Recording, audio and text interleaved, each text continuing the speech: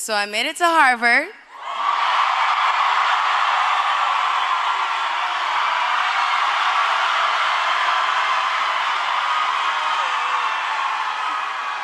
Never thought I'd be able to say that in my life, but it feels good. Thank you, Dr. Counter. Thank you to the Harvard Foundation, and thank you, Harvard University, for this great honor. Thank you. I'm incredibly humbled by this, to be acknowledged at this magnitude for something that, in truth, I've never wanted credit for. When I was 5 or 6 years old, I remember watching TV and I would see these commercials and I was watching other children suffer in other parts of the world. And, you know, the commercials where you could give 25 cents and save a child's life and I would think to myself, like, I wonder how many 25 cents I could save up to save all the kids in Africa. And I would say to myself, like, when I grow up and I can get rich and I'm gonna save kids all over the world, I just didn't know I would be in the position to do that by the time I was a teenager.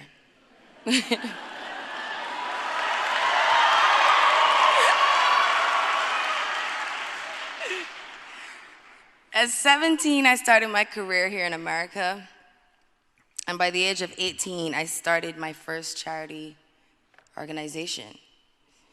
I went on to team up with other organizations in the following years and met, helped, and even lost some of the most beautiful souls. From 6-year-old Yasmina Amina, who passed away in 2010 from leukemia. Her story inspired thousands to volunteer as donors through GKMS. Fast forward to 2012, when my grandmother, the late Clara Brathwaite, she lost her battle with cancer, which is the very reason and the driving force behind the Clara Lionel Foundation. We're all human, and we all just want a chance.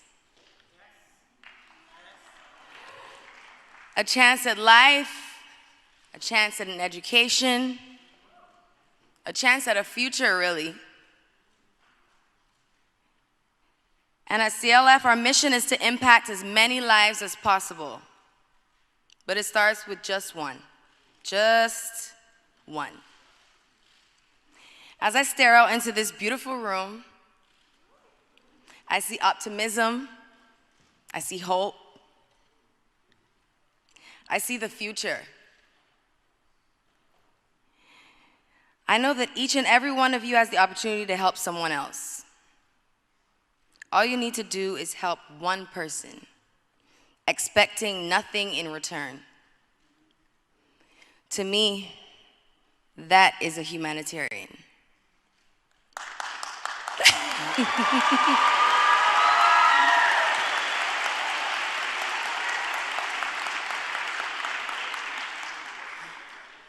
People make it seem way too hard, man. The truth is, and what the little girl watching those commercials didn't know, is that you don't have to be rich to be a humanitarian. You don't have to be rich to help somebody. You don't gotta be famous. You don't even have to be college educated. I mean, I wish I was, I'm not saying, especially today.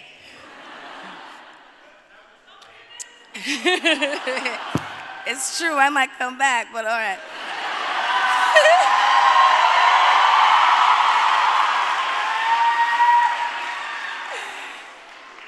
But it starts with your neighbor, the person right next to you, the person sitting next to you in class, the kid down the block in your neighborhood.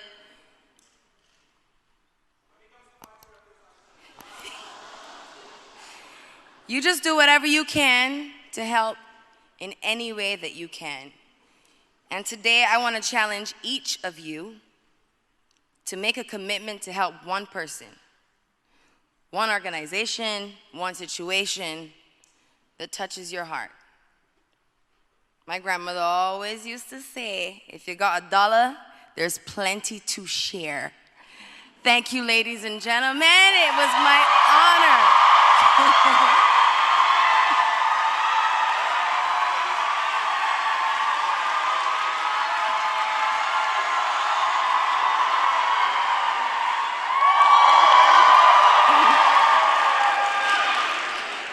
Over her career, she has worked on several projects aimed towards bettering society, including efforts to increase access to education globally through her Clara Lionel Foundation Global Scholarship Program and her support for the Global Partnership for Education and Global Citizen. But for this part of the night, I'd like to highlight some of the work she's done in the field of health and in helping to empower others in that way. Part of Rihanna's humanitarian work has been to develop a cancer diagnosis and treatment center at the Queen Elizabeth Hospital in Bridgetown, Barbados. As a student of global health, the impact of such an institution is not lost on me.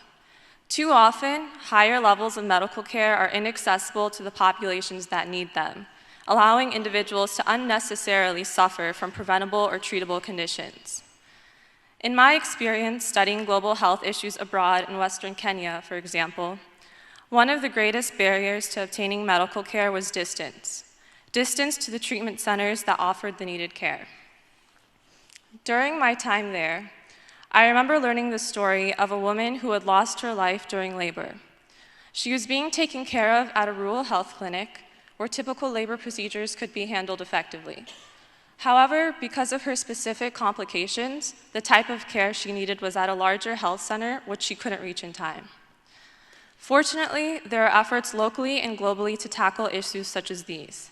And I tell this story not to single out a specific region, but to highlight the importance of this work. In providing such vital resources for cancer treatment in Barbados, Rihanna has worked to reduce barriers such as these to higher level medical care, and the implementation of such work has reverberations throughout society. I find this quotation from Rihanna particularly telling of the humanitarian spirit displayed by such work. If you have the ability to help and lend a hand, no matter how big or small, you should definitely make that your responsibility. To me, the idea that the ability to help others, no matter how big or small, now becomes a responsibility is one that embodies what it means to be a humanitarian. To prioritize helping fellow human beings to the extent that one can is to exemplify humanitarianism. As many of us are students and will be navigating life outside of this university in a few years, I hope this humanitarian spirit is one that we will incorporate wherever life may take us. Thank you, Rihanna, for inspiring us to use our abilities to work,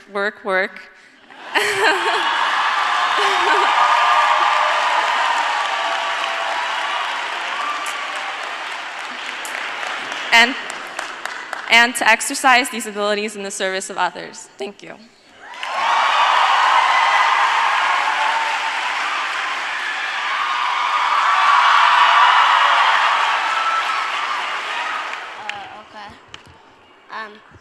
Rihanna, we thank you for your compassion, your philanthropy to help others in need, and your wonderful music.